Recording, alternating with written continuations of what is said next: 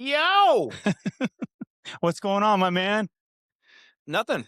Nothing. Once again. Oh, we even got the audience out there. Hey, we got That somebody sounded here. cheesy. Yeah, no, They they're not showed here. up. That's all fake. That's all fake. Anyways, how you doing, brother? I'm good. How are you guys? I'm good. What's Better. going on, Better Dizzy now. Drew?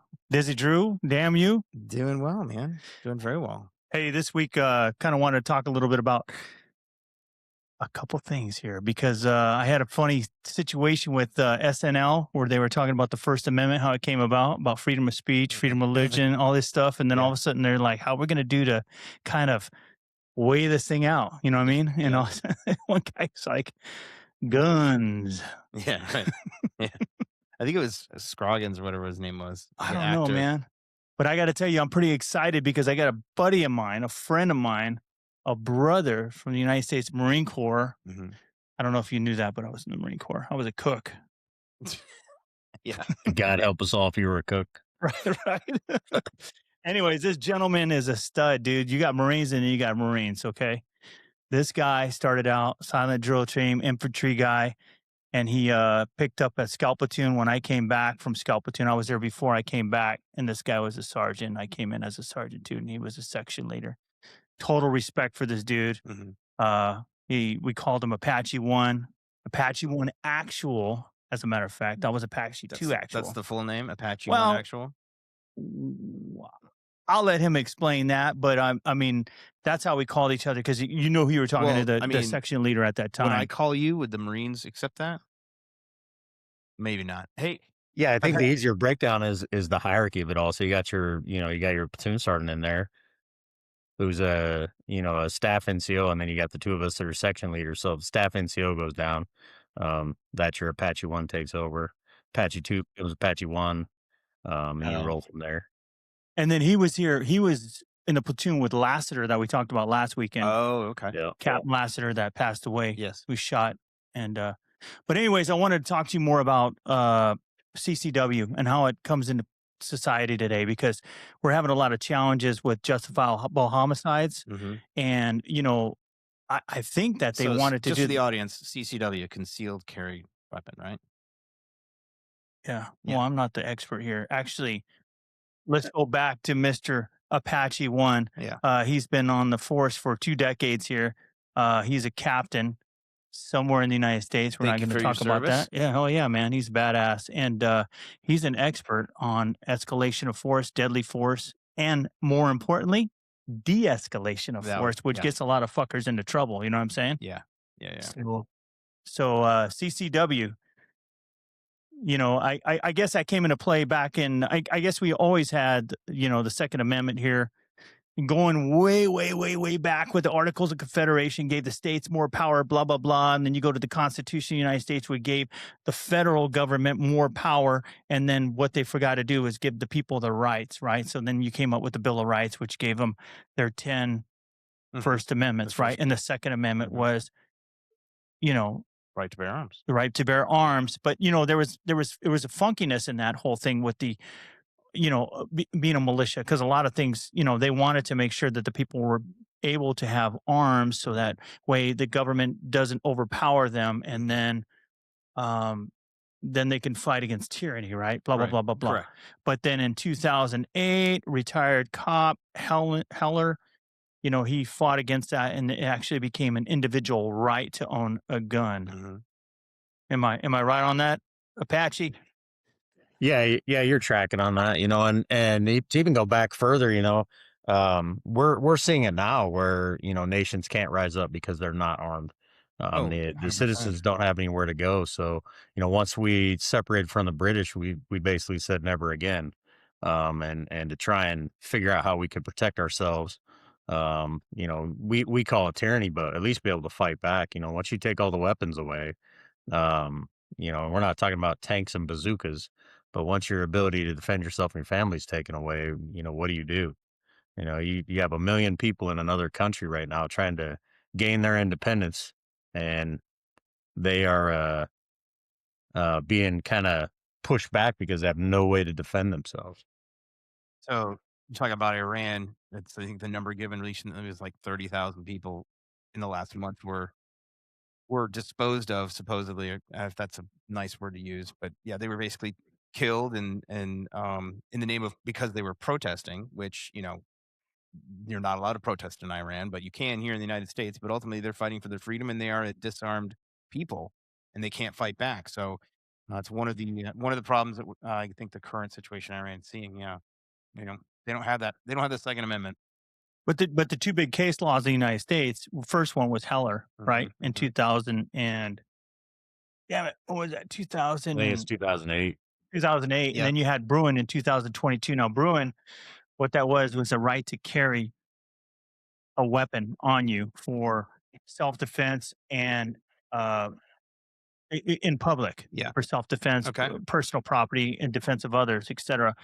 But that challenge is it's a huge responsibility, right? I mean, because you're not only carrying a firearm, you're carrying a firearm on public, and you better damn well understand deadly force, which is that force which a person uses with the purpose of which he knows or should know would create a substantial risk of causing death or serious bodily harm. And I learned that, damn it, fast company in the Marine Corps. So really interesting. But escalation of force is more interesting than anything else because when you step into a situation, and I'm totally talking from the Marine Corps, and we got a gentleman on the phone here, a stud that can really understand. I mean, application as today's standards, especially within society. But I mean, escalation of force is everything just by stepping in with physical presence, physical confrontation, non lethal weapons to lethal, Right. et cetera, and all the way to deadly force.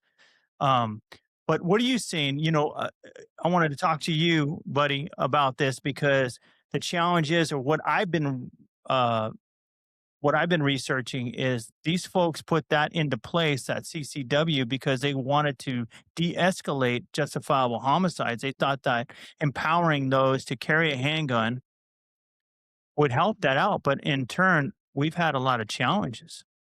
Yeah, and one of the things that we see on it is, where's the training at? And I think there's a lot of pushback on that.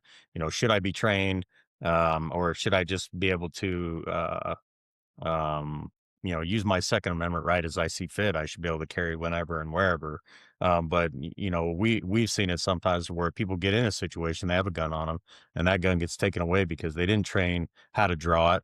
They didn't train how they were supposed to be acting in that situation, and they probably maybe even got into a situation that they could have talked themselves out of. Law enforcement now we've been into de-escalation really hard from a mandatory phase for probably the last 15 years. But it wasn't something that wasn't being practiced. We just didn't necessarily maybe have a protocol for it. We didn't put a class out and sit people down and say, this is how, you can talk people down. So I think everybody in law enforcement would agree. Yeah, your Second Amendment right. We're all about it. We don't have any issue with it. Carry it wherever you want. The bigger argument now is where can you carry it? Where should you carry it? And I think there's an argument to be made on either side. There's probably places where you may not want to carry it. But that's an argument for the courts. And, I think a misconception about law enforcement is we make the laws and we don't. I think We you're just have to referring. enforce them. Sorry to step on you there. I think you're referring to the Wolford and Lopez case, which is in Hawaii right now, which is specifically about property owners. Like you can carry in public, but you can't carry on a private property unless you're given explicit written permission, and that's an infringement. That's they've heard. And who's going to define private property? What kind of private property? Correct. Yeah. At school, is that technically considered private property because the government runs it? So I think we keep putting these, parameters in place. Last time I remember digging into it, we had 600 or 700 gun laws on the books, and really only about a handful of them are enforceable or really do any good.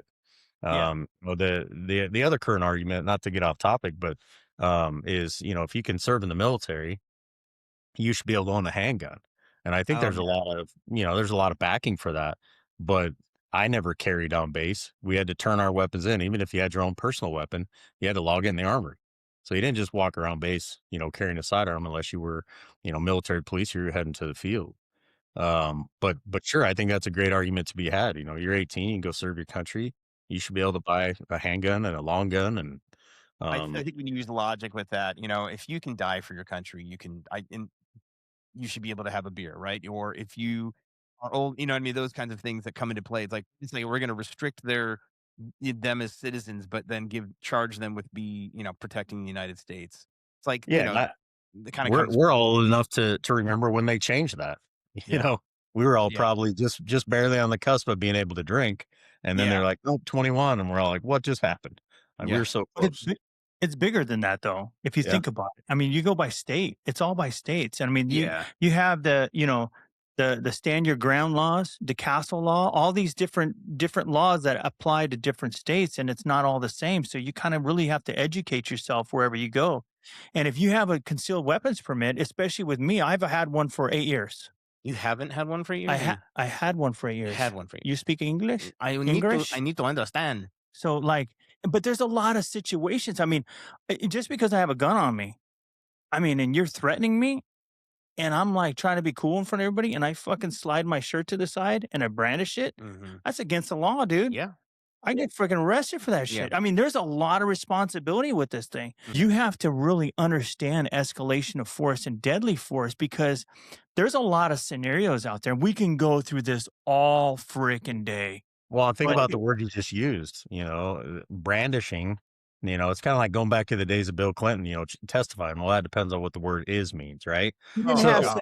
he did you're not. talking about brandishing, so I didn't put my hand on my gun. I lifted my shirt and said, "Hey, dude, I don't want this to go this way," right?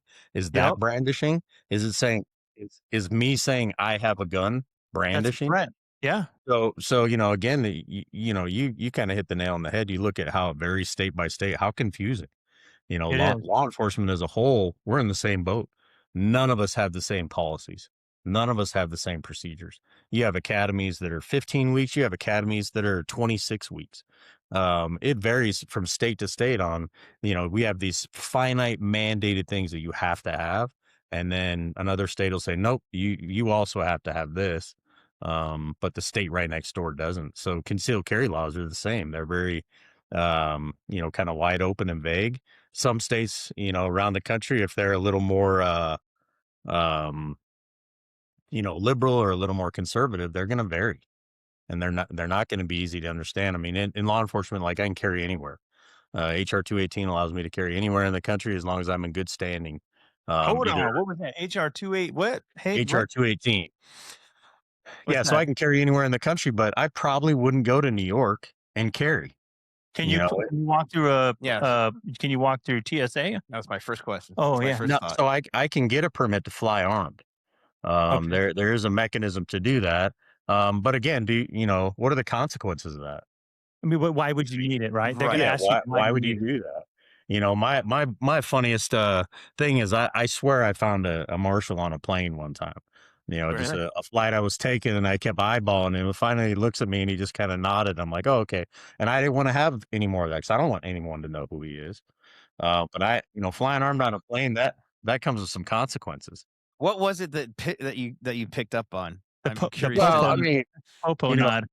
Yeah, Dan could probably tell you, like, Did you just you use can my usually name? pick out a He did. Marine. That's it. Yeah, I don't 14 care. minutes. Keep going. yeah. Everybody knows I'm a DWoz. scumbag. DWoz. It's all good. You can probably pick out a Marine, just by looking at him, or at Yeah. least somebody in the military.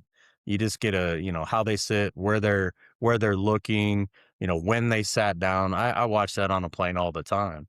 If I was able to pay for and pick my seat, I would have that seat. That's where I'd want to be. So I try and look at that, going back to the whole where I sit in a restaurant. Even as Yeah. late as the other evening, my wife goes to take a chair, and I said, you can't have that one. And she's like, I'm just seeing if you'd say something. I'm like, but I got to see the door. So what he's saying is he puts his back to the room. I got you. He sees people coming on the plane. Well, I would sit in the far corner in the back or on the side. So there's nobody behind you. Yeah. Mhm. Yeah. Some way you can see all He- the activity that's happening in the plane. You see who's walking in. I'd want to be first, oh, yeah. first Plus one to it's sit down. closest to the Mile High Club Right. in the back. Oh, You know what I'm stop. saying? Seriously. Yeah. My But, going back to what you're talking about concealed carry, what are you carrying? Do you train with it? Do you train from small to back? Do you train from appendix carry? Are you Kojaking it where you got, you're drawn from underneath your armpit? hold on, I gotta Google Kojak real quick. Hold on. Right here. Come on, you Oh, you grew up with Kojak. Come on now. Come But, on now. are you carrying underneath it? Are you carrying a snub nose 38 that'll probably take your hand off if you don't train with it? So that's my biggest thing. What is your training mechanism? Carry what you want. You want to walk down the street with an AR strapped around you because that makes you feel better. I don't care. But time and place. And I think that's the biggest argument now is time and place.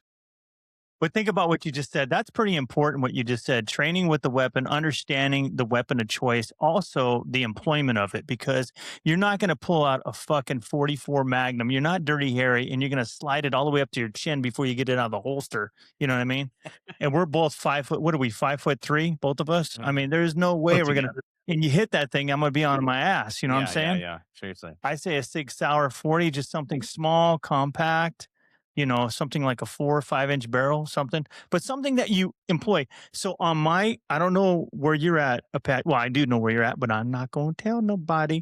On the back of my CCW card, I have my 9, my 45, and my 40 on It there. lists the guns. Hell yeah. Okay. List the damn gun and the serial Do you have to number. have 3 different applications, or you just put them all on one application? I put them all on one application. What that also allows me to is to write, because I'm not law enforcement, so it allows me to go to the range and back with ammunition and the weapons co-located. I don't have to separate them like you would, because you're a piece of shit civilian. That's crazy. Like that's some liberal stuff that I don't have to deal with. We don't have that. We are not liberal or non-liberal Yeah. on this. Let me just that makes less sense when you're talking about concealed carry to be able to say, well, I got to put my ammunition over here and I got to put my firearm over here. Yeah. I got to separate them. California, you got to do that, brother. You know that. California is ridiculous. Yeah, it doesn't make any sense, and I think that you could probably argue the con of that and say, what did you just do to me? You told me I can conceal carry. You told me I have all these rights now, but now I can't execute it. If you have a CCW, you don't have to separate them. You can have them co-located. Yeah, that's what he was saying. That's what I was saying.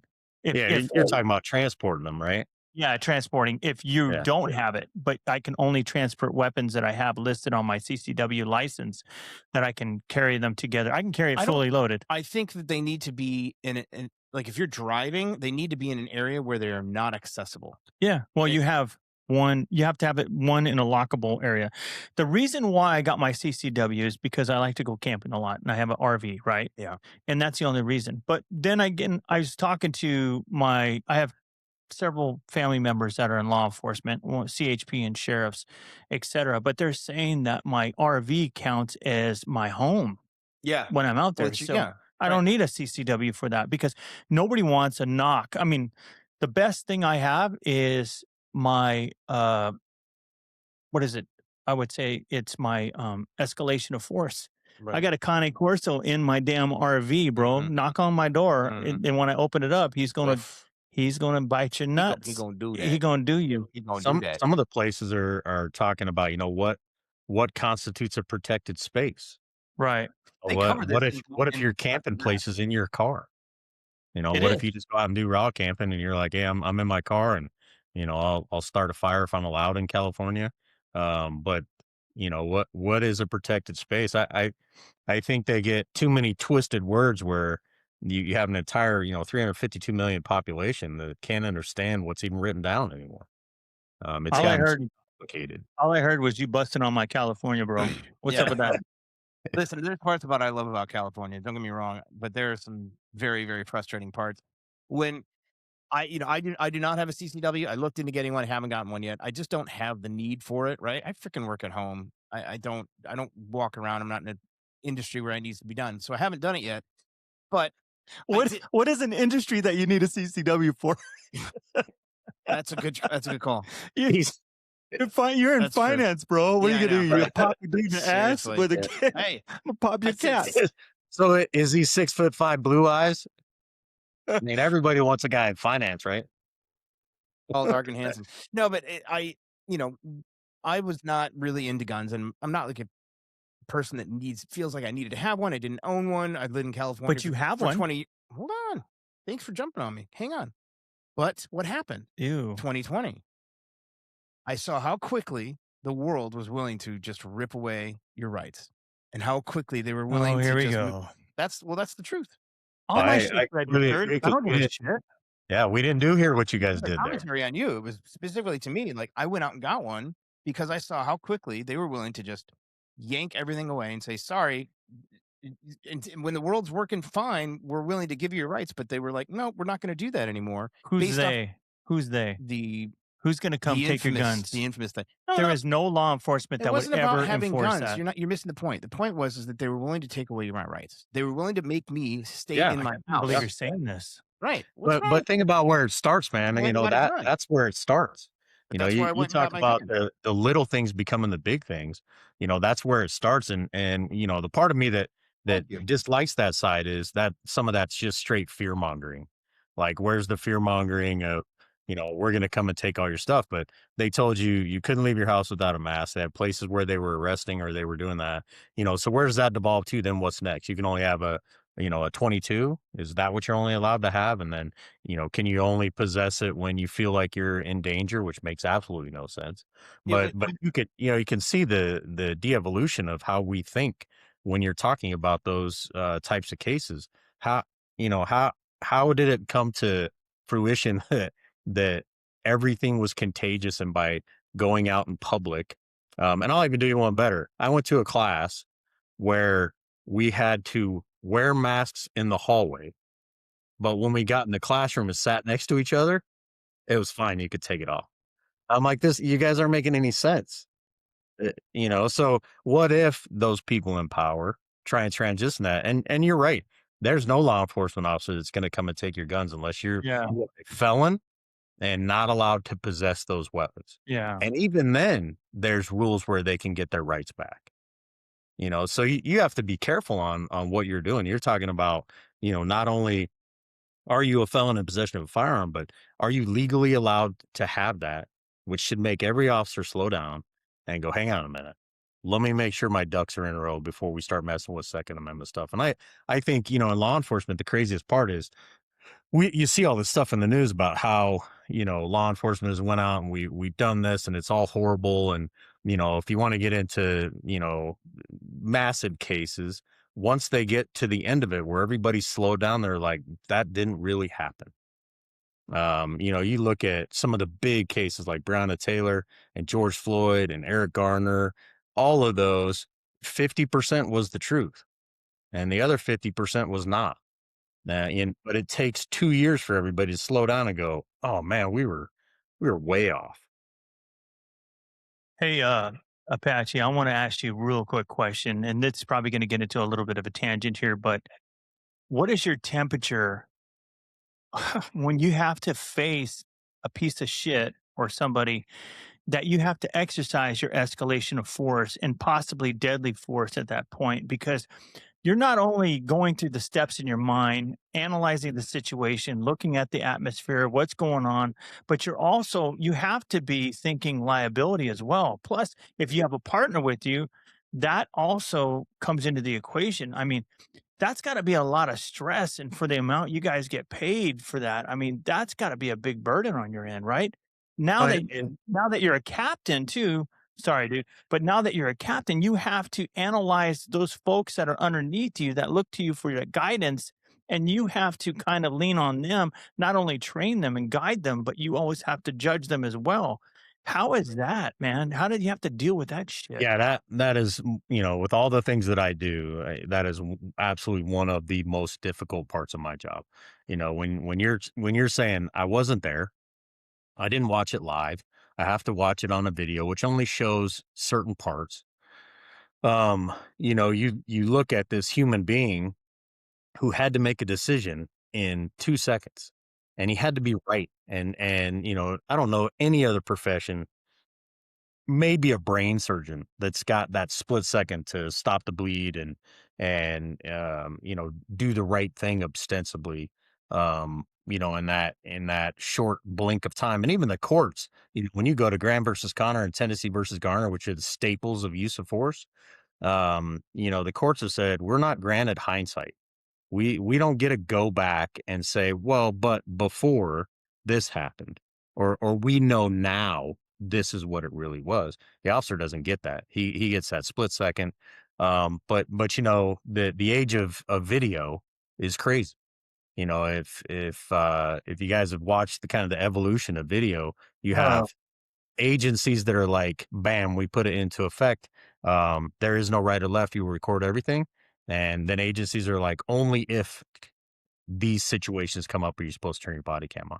And so if the officer gets into something that is, tense, uncertain, and rapidly evolving, are they supposed to stop and go, hold on one second, bad person? Let me hit my video real quick to make sure I'm recording what's going to take place between the two of us. I mean, but would you rolling up on somebody? I mean, they give you some sort of an indication if this is a POS, right? But there's a lot of times when you come up on somebody, you don't even know who the hell they are, dude. And I get pulled over, bro. Lights are on. I turn the internal lights on. I roll down all my windows and I put my fucking hands out the window. And the guy goes, "Thank you." I've been told thank you 100 times. You've been pulled over a lot. Shut up. Well, Anyway, traffic stops and domestic violence are two of the most dangerous, especially at situations. night. Yeah, Unless you're high speed LA and you run the gang unit, or New York dude. or Miami run the gang unit. But if you are coming up on a traffic stop, let's say it's 2 o'clock in the morning. Yeah. Uh, and again, you'll get the argument about why I should be able to tint my windows as dark as they want. Well, I'm going to make you roll down your rear passenger window so I can see in the car, and I'm going to put myself at a position of advantage before I advance on this vehicle. But the flip side of that is, there are officers out there that, I'll probably get beat up for this, but they're so guarded that they can't have a normal conversation with the public. They're just like, oh, it's this and it's black and white. And so we work really hard to drill that into them. Like, these are human beings you're coming in contact with. And you don't always have to be so guarded that you can't be personable.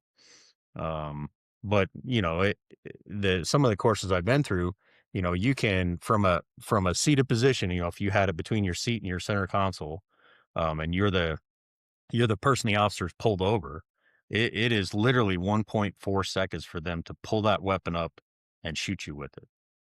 You have to drop your hood, pull your weapon out, react, and so it's all reactive. And in that time frame, most officers will get shot. And the thing that we try and do is tell them, listen, you can survive a lot. There's a story about a female officer that went to a burglary, and she got shot 9 times. Was sitting up against a garage, reloading with her weak hand when her partners arrived, and she'd already put 2 of them down. And she's like, one ran that way, I'm good, go after them. So you can get hit a lot, especially in the vest. Absolutely, it will hurt. But to keep driving forward because of how quick those escalate. The other one that is kind of crazy is the guy goes to a door just to have a conversation. The officer steps to the door, he's just having a conversation with the guy, and the guy pulls out a pistol and executes it. So it happens so fast that you are reactive. How So many? when you How translate many? all that back to CCW, are you prepared for that? No, and I mean justifiable homicides. I mean, for you to get that CCW is just not, dude, not in my backyard. I'm gonna stand my ground. Blah blah blah blah blah. That's a huge responsibility where your ass could be getting punched in the butt for fucking 20 years because you made the wrong decision. Now you're in prison, and you're a good dude, and Mhm. and that's what I was going to talk to you a little bit about. I mean, but how many of these folks, man, because I've been through a ton of training, especially in the military, especially with CCW training, etc. The challenge is people don't know when to shut it down. If there is a way, if there's any way to de-escalate the situation, if there is a door, a window, anything to get you and your family out of the room. And I think you and I talked on the side, you talked about Jocko or whatever, but, if there's a way to get out of this scenario, even if this person's shooting people, executing people, even if he's in your house or she's in your house, if there is a way to leave, you always have to leave because you have to you have to answer that question when you're being tried or you're on jury for shooting somebody. Hey, dude, you shot this dude. He came in your bedroom, but there's a big ass slider in there, and you have a way to get out the back with you and your family. You know what I Well, mean? and again, that probably varies from state to state. Here you don't have to retreat. That is But your you have to cap. stand your ground. You can stay. Again, going back to that story. If I'm gonna find the best place in my residence to defend my family. You want to take the television, you want to take my car, have at it. But once you cross this boundary, you're not going any further. Um, Oh, that's just stand your ground law, right? And there's only like 38 states that abide by that, but California is not one of Yeah, those. which just Oh. yeah. Well, and you remember the case in Texas where it was the old guy, and he's No, like, he was please ancient, tell. and the guy was climbing through his window, burglarizing his house, and he shot him, and they wanted to prosecute him, and the cops are like, "Well, hang on a minute, that's not how this works down here," and that was in Texas. So if everybody's confused about how the law is worded, we're in more trouble than what we think. If we're because the Prosecute him? last thing that just came out, with this latest shooting is, well, we need more gun laws. And we don't. We don't need any more gun laws. What we need are, people to be, humans and abide by the law. And, if they feel like their life is in danger, they have to be able to defend it no different than an officer has to be able to defend it. Did they prosecute the old man in Texas for shooting the guy coming through the window? No, they ended up dropping all that. But I mean, look at the guy's like in his 70s or 80s, as I Right. remember the case. And He ain't he's mad like, at that, like, he's yeah, not asking I can't for fight anybody it. off. Yeah, what are you talking about? Oh, yeah, let Yeah, me wait for him to come in and stand up. right. Let's go back to what you said, Apache. You were talking about on the job and you have a justifiable homicide because you did escalation of force and you ended up unfortunately killing another human being, right? What happens at that point? Do you stop? You have to go on investigation. Do you get put on leave? Do you have to go see the psychiatrist? What goes on there? Can you Yeah, it's a process, and it's long and it's harder on the officer than anybody else and their family. they And, scrutinize the and shit again, I'm out of just you, talking right? from the process side. I'm not talking about the loss of life. Loss of life is horrible. Doesn't matter who you are. Somebody suffers from that loss of life. Right. But on the officer side, they look at my house is gone, my livelihood's gone, any savings I have is gone. Doesn't matter how much FOP insurance you're like if you're it's basically insurance to protect you from a shooting. You're represented as soon as you call. And so I would say the greater majority of officers have FOP insurance of some kind. If they're Really? union, it automatically goes through their union. But you can get FOP insurance if you're a licensed officer. So once that happens, it's an all hands on deck thing. Everybody comes in. We start working through the problem. We make sure they're fine first. That's first and foremost. Um, we make sure that the proper agencies are called in to investigate because we don't investigate our own people. Right. And I would Third say that's the party? greater majority of agencies out there. They have a state agency that comes in and does the investigation, and then they're put on. We come in, they sit down with the chief, sit down with the captains, probably their sergeant, and they have a conversation about, hey, how are you doing? And you can't go into what happened. You can't ask those questions. You're asking, "Are you okay?"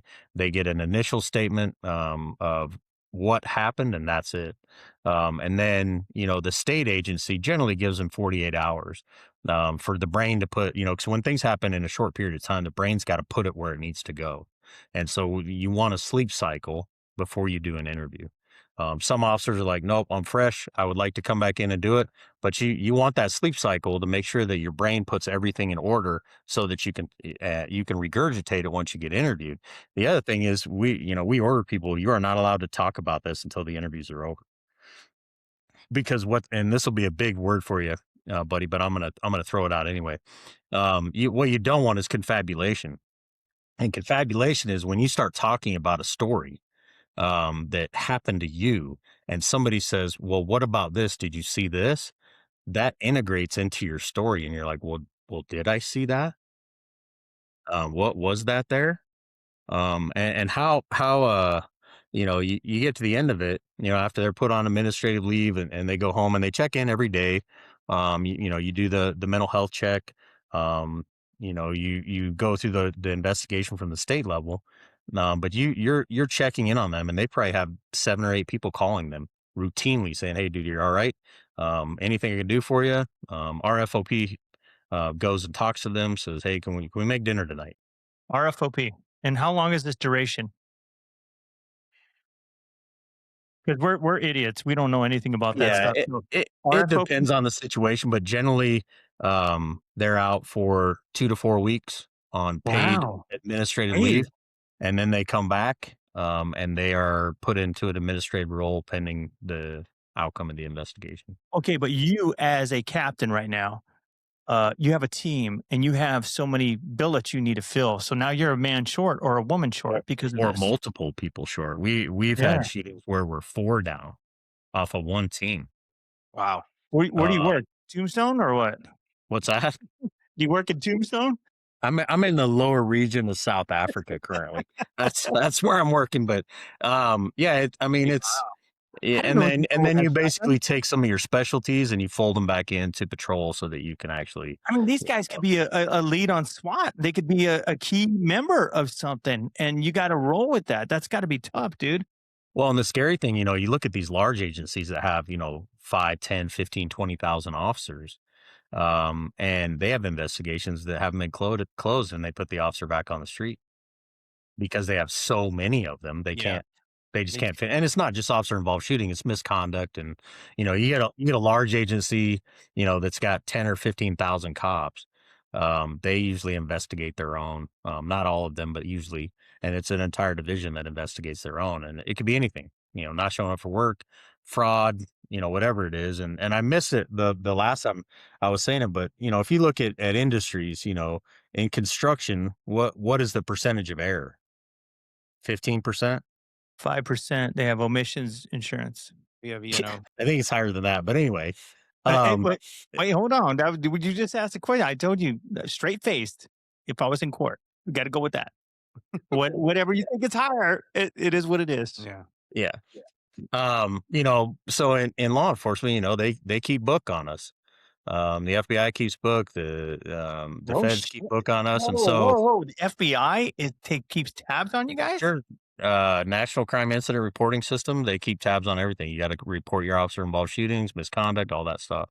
It's all reportable. So here's a crazy stat for you. So we're less than 3%. So if there's a million contacts a year, law enforcement contacts a million people in incidents a year.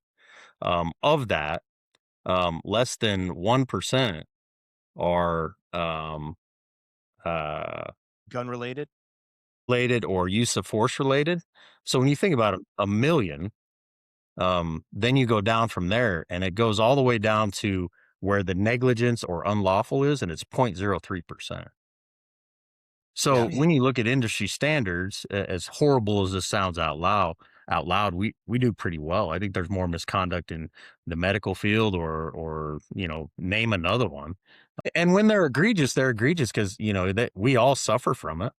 It's a especially with the 24-hour news cycle, they play it over and over and over again, and Yeah. the audience of that says, "Well, it happened again. Oh, it happened again. It must be still ongoing." It's repeated on every single outlet. Yeah.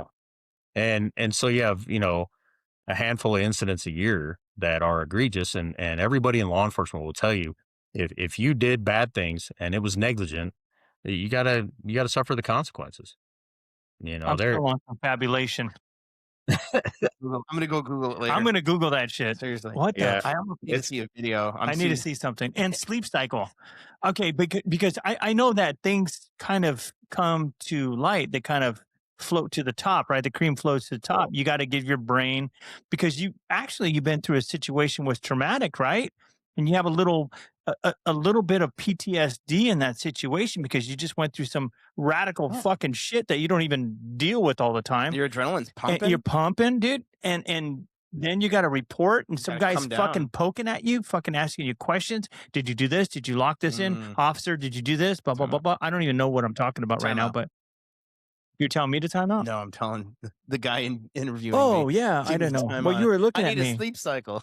You were looking at me. No, I didn't You mean it locked like that. eyes. No. You lock well, eyes. they have case studies where the officer, like there's one where an officer shot a child.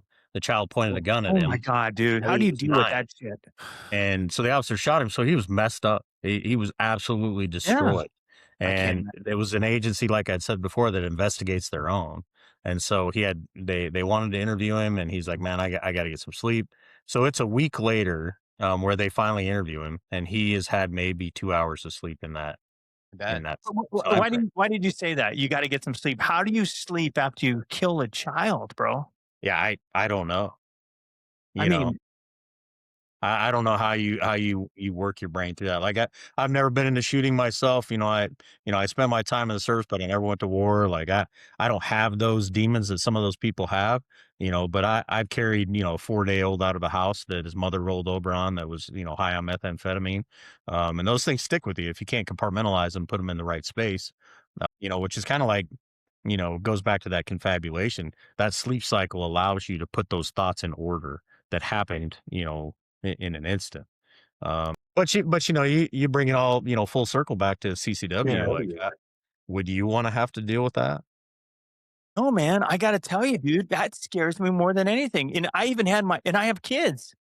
And even when I was in my RV, I put it up there. I'm a big 45 guy. Even though I have a Sig 226 40. I'm a big 45 1911. I don't know. I just like that punch power, dude. I don't want a 9 mil. That's a fast round. It go right through a crackhead or somebody like that. But I mean, I don't know. I'm really weird about it. And I'm overprotective of my kids. And the best thing, and I had a couple mentors walking through, they're like, you want the best fucking gun? Get a big ass dog. You know what I Yeah, mean? right. Let that motherfucker get at him. And I'm cool with that, dude. And my Connie Court will eat your ass right Yeah. out if he jumps out there. Oh, Well, Yeah. and think about the flip side of that. I was talking about, do you ever want to have to be the person that deals with that shooting, or do you want to be Right. the person that has to deal with they attack my family because I wasn't able to do anything? Right. that's the flip side of it. Yeah, it's a double edge, man, and it's a tough situation. And God help you because I don't have cameras on the outside of the RV, and nobody wants to get a knock in the middle of an RV park. Yeah. So yeah, back in 2020 when I had that whole bit, it was a conversation that I had with a guy. He works for the government. I don't know what he does. He's never really told me. He's way up there in Washington. But anyway, he told me he's like, do you ever want to be the guy that didn't have the gun but needed it, or have the gun but you don't need it? And that was really where my decision to go get one finally came down to. I was like, okay, I'll just go get it. Now, I follow all the laws. I've got it in separate locked away situations, but Now? In your house? yeah, I have everything in the same safe. right, because you're stupid. No, I have it loaded in my safe. Yeah, but you have a CCW, but I don't know No, if that I makes don't need it. You don't that's different. You're different. Yeah, yeah. Yeah, but but even then, where's that gun sitting when you're sleeping at night? Is it in a safe? In my safe, it's in yeah. my safe. Yeah. Try punching those buttons in when you're fine motor skills. Yeah, no, exactly. 100%. And that's the thing is like, because I've been told, well, the thing is the law says you can't keep it loaded in a place. Well, I have kids, dude. And then I have kids too. But you gotta understand, I am a 5th degree Dan black belt, kung fu, jujitsu. I got all of them. Those are just the words you know. I got it online. Yeah, I got It's bad not. breath. It's cost $22. I'll just breathe on them. I got bad And breath. then you know what I have? I'm gonna tell you what I have, and this is the best thing. I have a big dog, first of all, Mhm. and you can smack me around, Apache over there, if you don't agree, whatever. But I got my wife she's got a 9 with a laser on the front of it, and she goes, I don't really know how to shoot. I says, just fucking hit that little button. You pop that laser down the hallway, and you say, get the fuck out of my house. That crackhead knows what the hell that is. Yeah. Especially if you rack everybody that. knows what that And is. then I have a Benelli super tactical Mhm. with a A shotgun. with the light on the front. If I rack that, I'm pretty sure people understand that that's going to go in your ass if you don't get the hell out of my house. Yeah. You know what I mean? I don't even need to shoot it. I got a But I got shotgun. a light. I got a shotgun and it was a semi-automatic and it doesn't have the rack. And after I bought it, I'm like, It oh, does I have a don't- rack. You have to rack the first one, buddy. It's just a You pull. you It's not taught a, it. It's You not a taught pump. you taught it. And You you know what I have to mean? rack It's- the first one. No, I know, but it's a pull. Well, It's there's probably no Right. charging handle. There's probably no. It's not like the old shotguns, like the street sweeper. Yeah. and this He's what I meant. he's gonna stick up for you now. The first one you have to rack in there. No, okay, I used the wrong term. It's not a pump action. It doesn't have the sound of a pump action. They all do. You have to rack that first mother. All right, It's not true. I'll You tell you what stop I it. mean when Am I pull it up. wrong? Those auto Benellis, I you have a load it, Benelli. the bolt goes forward, and you're done. There Are you is what, no what kind of shotgun is that? It's a Mossberg. Mossberg Semi-auto. Yeah. 590. Is Well, it didn't we that have the super Remington light 870s? Yeah, Mossberg that almost weighs nothing? a 590. That's a piece of shit. Yeah. I have no idea. I Yeah. don't know if it's 590 or Yeah, not. it's all right. That's okay. I'm right down the street. You can call me I screaming. will. "Dad, come get me. He's in me." He'll say, I wasn't awake or I wasn't home. I didn't hear you. Yeah. Hey, I really want to jump off the subject because nothing makes me more fucking irritated, brother, than watching these stupid fucking videos on TikTok and all this shit about these people that think they're freaking lawyers talking shit to law enforcement when they're pulling them over for stupid shit about, hey, to my right, I'm in my car. This is my, and I'm like, what? Why don't you just yank that little fucker out, smash him in the face, and cuff him and take him away? I mean, this is crazy. And then they get all crazy. I mean, the liability and the lawsuits that you guys got to deal with every day. I don't know if I could ever do that. I would fucking go insane. Yeah. Well, That's and it's but- similar to to being in the military. Like you signed that contract, you know what you signed up for. Yeah. And if you don't have those verbal skills, probably not a career for you. Verbal skills Nope. are so important. And when you first start, you make some mistakes, but over time you kind of learn, how to talk to people and when you got to escalate, when you don't have to escalate. But a lot of officers are very astute at talking people down. Some of the de-escalation classes, they use a guy out of Georgia as kind of their standard. And while he's talking to somebody, he doesn't ask any questions, and they give him all of their information. He doesn't ask one question, but by how he interacts with them, they tell him everything. Can I talk to your supervisor? Can you just stop right there? I need to talk to your supervisor. Yeah, Okay. well, that's not how that works. But which is always funny. But what does That's donut operator call them? The boat captains? Sir, Mr. Yeah, you work for me. I need to talk to your supervisor. Oh, You know what I'm dude, saying? those people are the worst. Are you kidding me? Those people. Yeah. Be careful.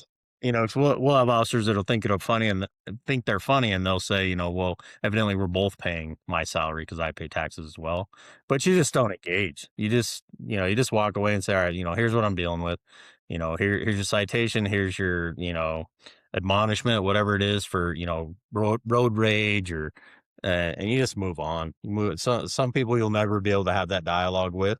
But you look at, you mentioned, video and the video on the internet. Yeah. In 5 years from now, try and tell the difference between AI and a regular video. Right. Oof.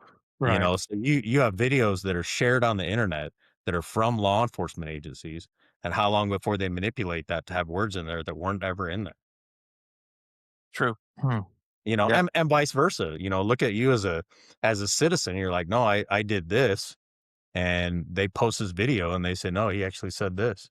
Would that fall under confabulation? It would not. Confabulation. Yeah, confabulation takes place all in your brain. Yeah. Okay. Yeah, but sure, I mean, we watched one the other day, and somebody was showing it to me like, "Oh man, that's the funniest video I ever saw," and I was like, "That's not real." I'm like, "Slow it down for a second and watch this video. That none of that's happening." They're getting better. They're They are. definitely getting better. There's some dead giveaways, but then there's also some that are really good, and you're not sure until you've watched the whole thing. Right. Yeah, it's definitely a different world. When we're hearing, "Hey, we need more gun laws," none of us Yeah. want that for anybody. No. No. we Not at we all. have plenty. So I did a little bit of look up on some of the lawsuits and whatnot that I've been following.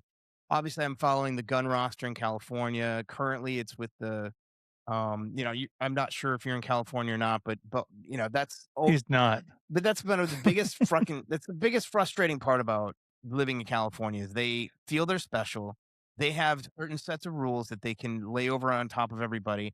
It's unconstitutional, and it's with the Ninth Circuit. I think right now I think there's two there's 2 lawsuits, I guess, that are kind of combined into one, or they're at least affecting, and they're being in the so currently it's still enforced by the Department of Justice in California. You can't own certain guns, and it's all you're only allowed to own grandfathered guns, right? So they're super old. They don't have the current technology to be able to keep it safe, et cetera. They I just it really frustrates me. Can't buy certain guns, most popular guns, et cetera. AR-15s that are just standard AR-15s, you gotta have modifications to them. All of these things are super frustrating from living in California. And if you've watched anybody, you watch some of the snipers that work a bolt action, you can do a lot of damage with the bolt action. You don't need a magazine, and that argument just falls flat when they're like, "Oh, you got more than 10 rounds." I'm like, "You know how fast we can load? You know how fast I can transition from one magazine to the next or Yeah, rack a bolt? Like how that doesn't take a lot of time." yeah. Um, so it just it convolutes the problem. It pits, two entities against each other. Again, we always joke in law enforcement, like, I've got broad shoulders. I can handle the shade that gets thrown at us. There's nothing wrong with that. I know what uh profession I'm in.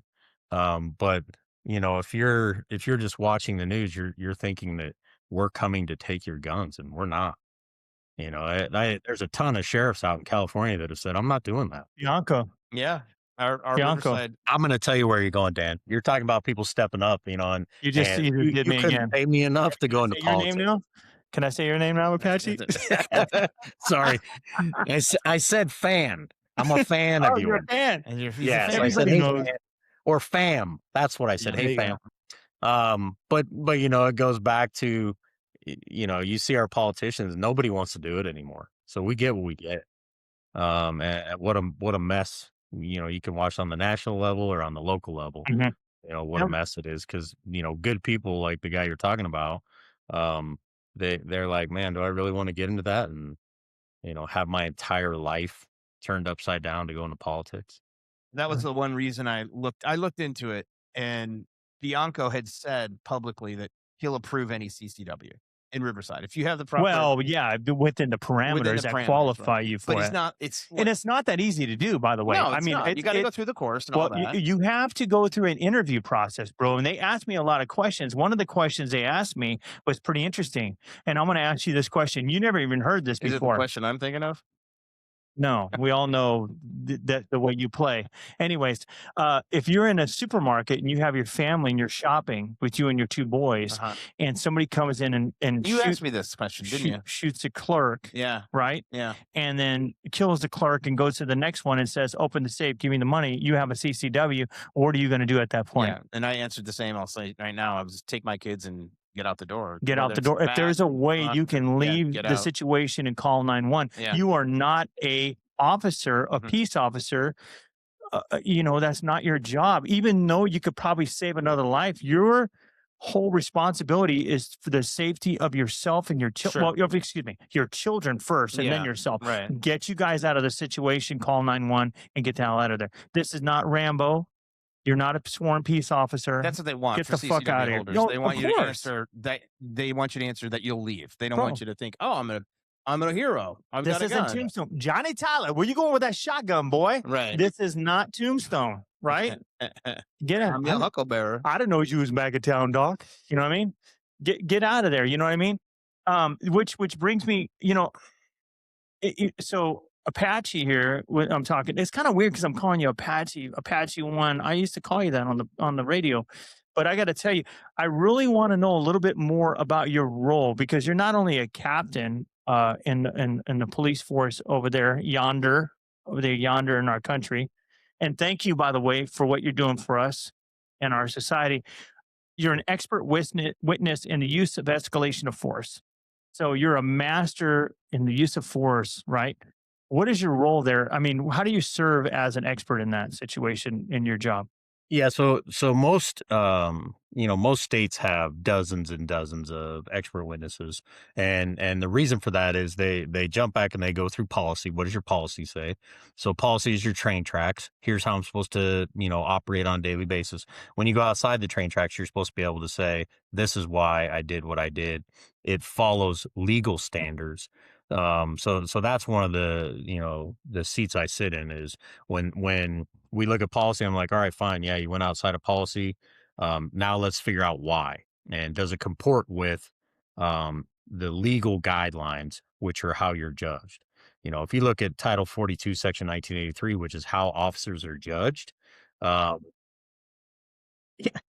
So you look at how officers are judged. It's legal, lawful, moral, ethical, and the general guideline is, would a reasonable officer, given the same set of circumstances, would have acted in the same manner. So So, are you like, looking at case law? Are you looking at situations and you're weighing in as an expert on the situation, or are you just giving your expertise and when an officer goes into that gray area? yeah, so departmentally, the chief is the final say, regardless of what happens. So I basically offer my opinion, based on our policy, based on the legal guidelines. But I don't get to interview that officer in an officer involved shooting. That's a state agency. But for use of force, if it's a taser or they had to punch somebody or throw some knees, that sits at my feet. Throw And some knees. yeah, Damn. Do you that testify? sits at my feet. And then I have to figure out, okay, at what point did the person comply? Because Man, compliance is huge, right? compliance is And where you start we de-escalating, right? what's that? Compliance is where you start de-escalating, right? Sure. It takes you from, the joke is, you're at a 10, I need you at a 2. You go up to a 10 and you're like, all And right, that's I got to really the get the bar. person under control. But once that happens, you should come back down to a 2. Are you okay? Check your cuffs, make sure your cuffs are on correctly. So that's kind of where I sit. I offer my opinion. And then it goes to the professional standards unit, who basically writes up everything that happened. And they submit it to the chief, and then the chief makes a decision from there. So as an expert, you're giving your opinion to your chief. This isn't this isn't witness testimony where you're in a court. Is that correct? No, no, no. They could yeah, they could depose me. I've been deposed before from a training standpoint. Was this training done? Did they qualify with their firearm? Were they still certified at that time? So I can testify, and I have for that internally, where I'm subpoenaed to do so. But it's always been a training piece, and then if you do have somebody that wants to come back in and say, "Oh no, we're going to sue," then that would be, a role that I would have after that is I'm the SME, the subject matter expert in this, and they're going to say, "Is this how your policy goes? Is this how you were trained?" And you even look at, the George Floyd case. Um, they really followed policy and procedure that they were trained on. I think you can sit there and look at everything and go, "Were mistakes made?" Yes. But when you go back to what they were trained on or what they were told to do, that's exactly what they were doing. Yeah. Uh, Man, it's such a and controversial situation, though. Mhm. what's that? It's just a controversial situation because of the Sure. media and everybody getting involved and all that Yeah. stuff. But Let me they took an 11, I think it's an 11 and a half minute cell phone video. And what the media put out was a minute and a half Yeah, of that video all yeah, snippeted in. Yep. So yeah, again, go back to the whole AI thing. We can make it say whatever we want. yeah. But when I they agree. got down to the end of it, their protocol was this. If you have you watched the entire video of that? Oh, Like the dude, I don't very even first part when they get him out of the truck, when you can see the fentanyl in his mouth. So that they could not have been nicer. All the way walking him back to the car, talking to him. And when, he started making decisions that his brain was just right. not catching up with, again, uh, you could look at that and go, "Ooh, man, there's some things we should have done differently." But to just go, they murdered the guy, that doesn't make any sense. Um, Those cops are in jail, or that one particular police officer is in jail, the one who had his knee on his neck. they all, They all went. Now, are they still continuing to appeal, or are they I just think, yeah, I think he was on appeal. Chauvin was on appeal. Um, the other ones I think have finished. But have you watched the Fall of What Minneapolis? no, what is that, a Uh, documentary? yeah, you got to watch that on YouTube. And some people say it's skewed. They interviewed people that work there, and some of them just turned their stuff in.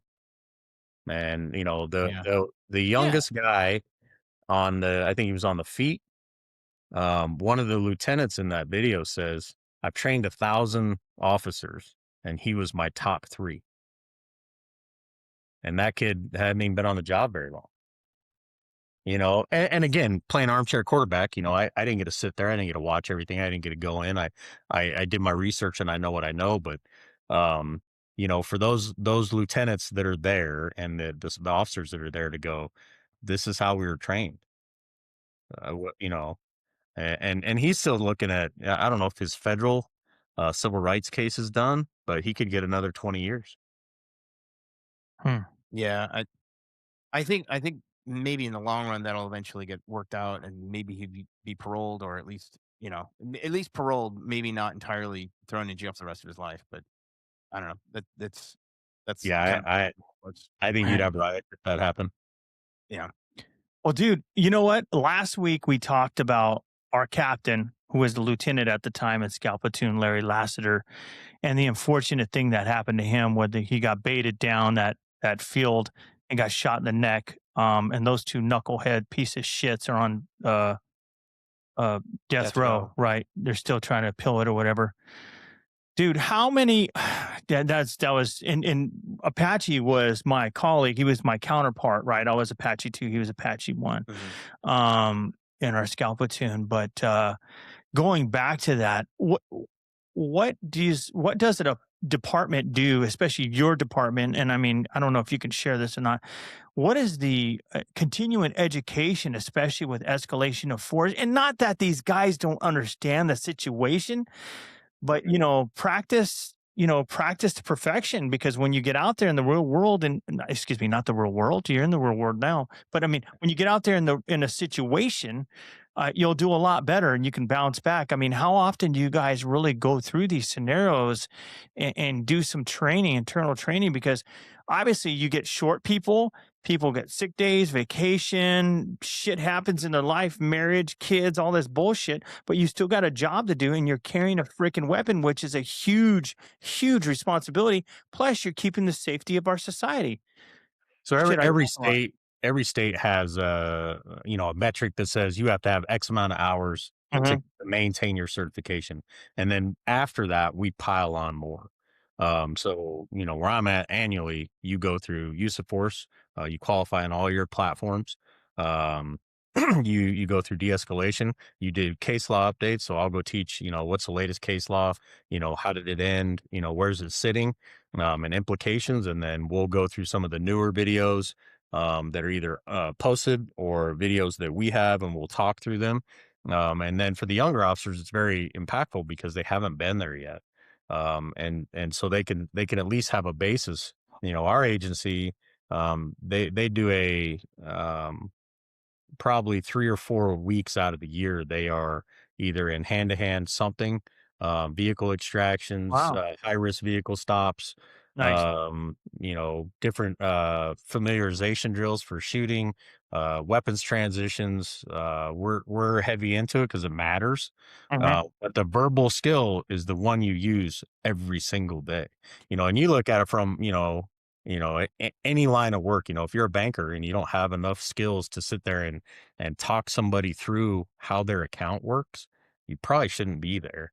And verbal skills they're huge. You know, if you can't talk somebody down, and let's take a crazy situation where somebody's high as a kite, and they're not really a threat to you, but you're trying to get them into reality, and they can't mentally bring themselves into reality. And so, how do you talk to that person? How do you connect with them? And you look at school resource officers.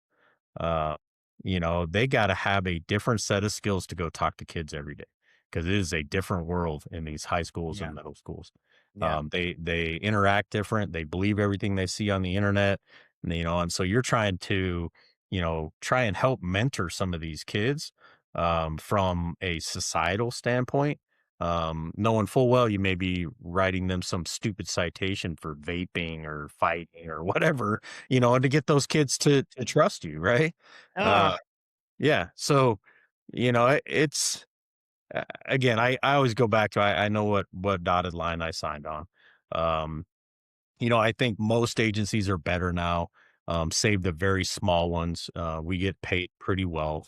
Anybody can say you don't get paid enough to possibly lose your life.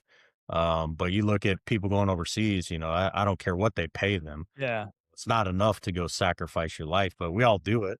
We all know what the dotted line says, and we signed it. So, if you don't want to be here, there's a quick exit strategy for you. But protection is huge. We're always, looking at new gear and how do we get better gear and what kind of helmets are lighter and should we give you eye pro? Should we give you more ear pro? We going to go to lighter weapons? Because if you're snooping and pooping too long, you're going to get tired. How many buildings are you clearing? Um, things of that nature. So we're always trying to evolve. I think every agency. And the interesting thing, even though we're discombobulated from a policy standpoint, we're very in tune to when we all get together from different agencies across the country. We're like, what are you doing?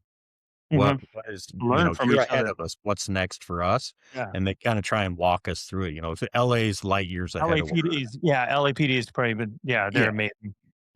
and you look at New York, you got Or on that. 38,000 cops. They Yeah. don't know each other. And Right. so, sometimes they're like, man, if you're carrying concealed, and they have a lot of blue on blue Hmm. unfortunate incidents in New York, that I go through with my officers, and it's unfortunate, but they don't know each other. I know everybody, that I work with, and most of the surrounding agencies I know. So can you give us something for our listeners? Because I think we have four listeners, Or active listen, wow. listeners. Maybe 4 or 5. Hold on, before we do that, Five. did I hear snooping and pooping? Yeah. Is that what I heard? Yeah. Okay. Sure. That's not a good night for you on date night, brother. So, so if you were going to give some advice to our listeners, let's just talk about a home weapon of choice that you would use, and then also, not a weapon. I don't want to say that. A gun that you would use at home or a shotgun or whatever, and then also something that you would take out with you out in public if you did have a CCW. What would be your choice, your personal choice? Because like you said, it's fit, it's how you feel. You know what I mean? You're not Clint Eastwood, right? So Yeah, I always recommend a compact 9 mil. When I first started, 9 mil. yeah, Man, it's that's higher a round fast round, capacity. bro. Yeah, you get more rounds. You can sustain yourself in a firefight for a minute. Um, on duty, I carry a 45, but I also have more magazines. But Wow, a 45 so, on duty. I recommend, again, for home defense, you got to have a shotgun. You can have the argument of, hey, I just racked around and somebody's going to run away, or you just said, hey, here I am, come get me. Uh, Yeah, by making that noise, same with yeah. the laser. Like, what's at the end of the laser? Somebody else's gun. Like, I know where It's you're my at. wife that doesn't know how to shoot the gun. That's what boy. Right. So, absolutely the shotgun, I like you were talking about, train your family. Your Yeah, family's got to have a plan. well, When I yeah, go and teach to businesses, that's the first thing. What is your plan in here if things go yeah. bad? Where are you going to go? Who's going to lock the doors? Who does the collection of everybody when all the bad things are over with? You imagine like, California, you got schools with 7,000 people in them. Hmm. Who collects all those kids if something bad happens in the high school? Where do they go? So having that plan, even internally in your own household, what is the plan, and did you train everybody? It's my responsibility to make sure that my family's trained. Yeah, my dog's pretty badass, but I got to tell you, even in my shotgun, I got two bean bags, two double aughts, and then I got four slugs in there, and I think I can hold up to 12. I got the super tactical with the extended barrel, but But yeah, you also look at less lethal. What's your standoff? yeah, my dog. But I got to tell you, and I got a really high pitched scream. I've heard I it learned before. that. In fact, I told Dizzy Drew here that I'm unable to run for office because you probably know a lot of things about me Oh, that yeah. would stop that from happening. And There's too much proof So out there. brother, man, Nah, I just gotta blame tell my you, eye. You remember? If we haven't learned anything yet, it's just did I blame my tell you eye. this guy That's was fake. sharp, dude? It's fake. This guy's sharp. yeah, He's on the money here, dude. My brother, thank you so much for being there for us, even though this is the second time Ugh, because we are mentally totted that's and all we right. We can't get figured it this out. We technical figured it stuff out. going. I had to hey, have the guy here to help us out. I This know. is really bad. Nah, it's all right. So, I mean, Andrew here is a financing wizard. Me, Yeah. I I think I could cook sourdough pretty good right now. And I can play in a band a little bit, sing a little bit, but other than that, I'm worthless. But dude, thank you so much for Thank your you very much time. for coming on the show. I appreciate the opportunity. You know, it's always good to interact, and you know, it would be the same in your profession. Like, I don't know what I don't know. You know, if you have to tell me how to fix a car, I'm screwed. I don't know anything about it. You know, I got to go ask people who understand it. So when you go back to the original point of this conversation of, you know, what should you carry? What are CCW laws? Yeah. You know, I would hope that building code is the same in every state, but Dangerous, it's not. man. That's You a know, so dangerous decision, there's bro. different codes in Florida, and so, you know, I think it's incumbent upon, yourself to say, "Here's the training I need, and I should do it at least, you know, once or twice a year, and then I need to go practice." Yeah, and the whole thing is that when you listen to these retards, they go, "Man, I'd rather get tried by a 12 than carried by a 6." And you're like, Yeah. "You're a fucking idiot, dude. Really? Yeah. Are you kidding me?" You Yeah. know, that's a big responsibility. You pick up Yeah. that freaking piece of steel, or if you're a Glock tardo, you get a little plastic in there, but I'm not a Glock guy, so whatever. Listen, I'm I'm a a Glock Glock guy, guy. dude. I love Oh, my Glock.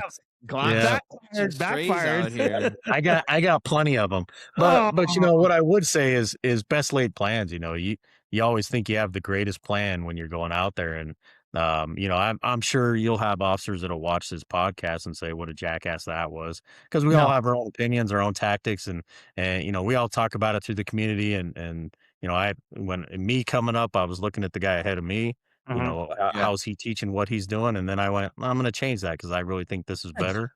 So Yeah. there's always an opinion out there, and you know, again, you look at if you look at the rest of the community right now, and I would never put myself next to any of these guys, but the SF community is tearing themselves apart right now. Yeah. It's sad to see they're all just going after each other. But I don't think you said anything that was out of line, man. And I think we were all being pretty neutral and just I think our whole conversation was for the good of humans and just being good people and being responsible with these weapons because it is a responsibility that we have. You pick up that fucking gun, Yeah. there's a lot of shit if you pull that trigger. So you just need to be aware of that. And there's a lot of opportunities, there's a lot of programs, there's a lot of things you can do to educate yourself. And you're never going to have all the answers in the situation. And if you think you are, you're full of shit. Because when your adrenaline's pumping and somebody comes through the door and they're going to do some harm to your family who you love more than anything, shit's going to fucking happen. Yeah.